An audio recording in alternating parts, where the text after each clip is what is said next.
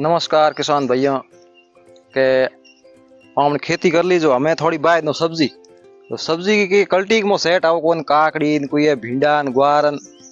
छोटा छोटा पैकिंग है भी लायन के सब्जी घर कर है तो हमने बराड़ एक सब्जी हुई मीठी पानी में बरसात हूँ थोड़ा गुणों में तेरा आवत पानी दे दो तो हमें एक ही करवानी है।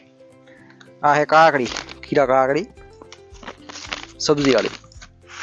तो ओणो कार दी में ऑन फुट फुट सेटी बावनी है ना बस के जाडी घनी वे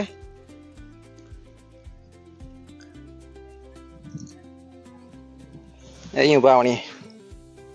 ए कल्टी में सेट आओ कोन कु केडी कल्टी होती में सेट कोन इन कल्टी अलग आवे बे आमने थे कोनी इन बोई कण की कल्टी अलग आवे ए यूं बा देनी तो के ओ आमने सब्जी हुई घरे मोल लावनी पड़े ने इन दवाई यूरिया आवे नी आ जोरदार बढ़िया खेती है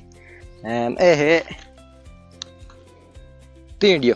हाइब्रिड तींडिये इन सब्जी बढ़िया है तो घरी आमन घणी ए है मीटिया मतीरा एंड ए भिंडा ग्वार में बाय दियो पहला और सूटो लाया हूं ओ